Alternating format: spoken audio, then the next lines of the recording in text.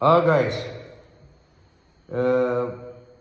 പ്രത്യേകിച്ച് എല്ലാ മതത്തിൽപ്പെട്ട സഹോദരന്മാരോടും കൂടിയുള്ള ഒരു കാര്യം പറയാനുള്ളൊരു വീഡിയോ ആണിത്.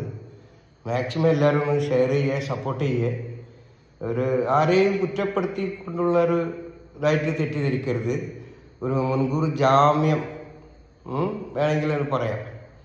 ഒരുപാട് വിവാഹം നടക്കുന്ന ആളിലൊക്കെ ഇങ്ങനെ ചില ആളുകൾ, നാട്ടുകാരെ അല്ലെങ്കിൽ സ്നേഹിതന്മാരോ കുടുംബക്കാരോ ആരെങ്കിലും ആയിക്കോട്ടെ, ഫുഡ്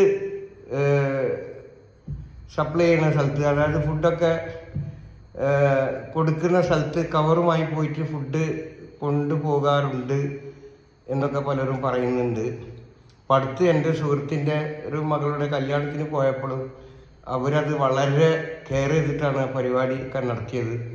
ആ ഫുഡിൻ്റെ സ്ഥലത്തുള്ള ആളുകളോട് പ്രത്യേകം പറഞ്ഞിട്ടുണ്ടായിരുന്നു, ഒരു കാരണവശാലും ഒരാൾ വന്നാലും ഇങ്ങനെ പ്ലാസ്റ്റിക് കവറുമായിട്ട് വന്നിട്ടോ പാത്രങ്ങളായിട്ട് വന്നിട്ടോ ഫുഡ് കൊടുക്കാൻ പാടില്ല എന്നുള്ളത്.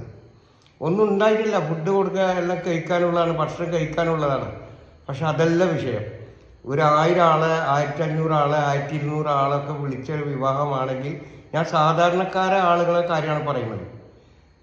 കോടീശ്വരന്മാർ, സാമ്പത്തികമായിട്ട് ഒരുപാട് ആളുകൾ, അവർക്ക് നാട്ടുകാർ മൊത്തം വന്നാലും ഫുഡ് ആര് കൊണ്ടായാലും അങ്ങനെയല്ല പറയുന്നത്, സാധാരണക്കാർ.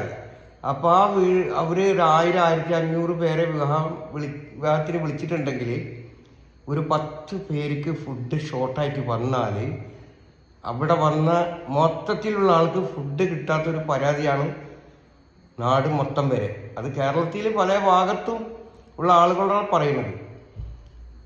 പിന്നെ നമ്മളപ്പോൾ ഞാനടക്കം കല്യാണം വിളിച്ചാൽ മാന്യമായിട്ട് പോവുക, മാന്യമായിട്ട് നമ്മൾ ഭക്ഷണം കഴിക്കുക, ആ ഭക്ഷണം കഴിച്ചതിന് ശേഷം മാന്യമായിട്ട് അവർക്ക് വേണ്ടി പ്രാർത്ഥിക്കുക.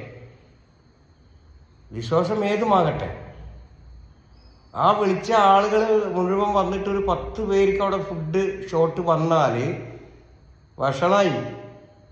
അവിടെ എത്രയോ ആളുകൾ കഴിച്ചിട്ടുണ്ടാവും, 10 പേർക്കാണ് കിട്ടാതെ വന്നിട്ടുള്ളത്.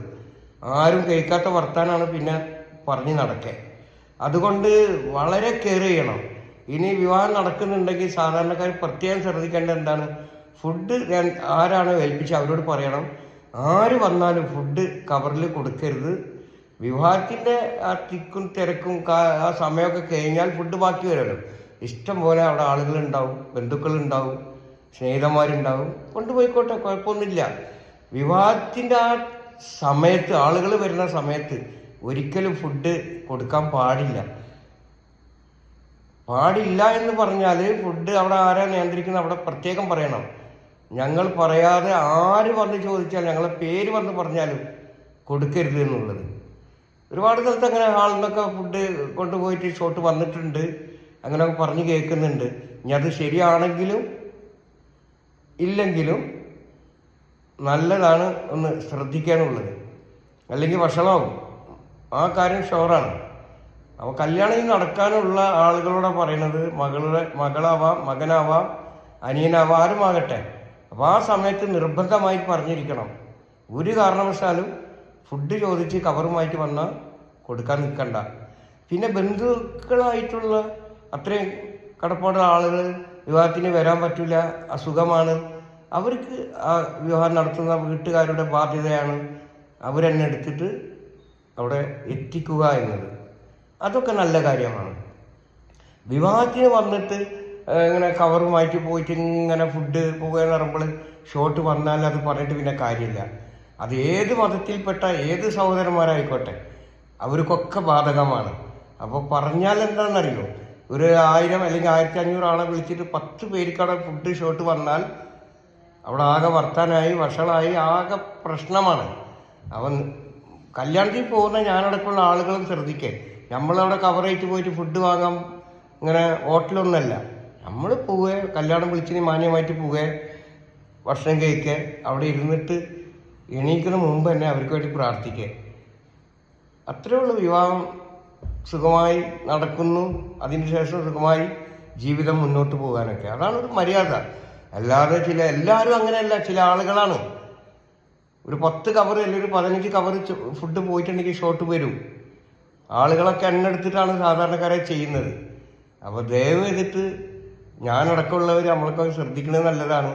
അത്തരം വിഷയത്തിൽ നമ്മൾ കടക്കാതിരിക്കുക. അപ്പോൾ വിവാഹം നടത്തുന്ന ആളുകൾ നിർബന്ധമായിട്ട് പറഞ്ഞിരിക്കണം, ഒരു കാരണവശാലും ആര് വന്നാലും ഫുഡ് കൊടുക്കണ്ട എന്നുള്ളത്. അത് സ്നേഹിതന്മാരായാലും കുടുംബക്കാരായാലും ആരായാലും.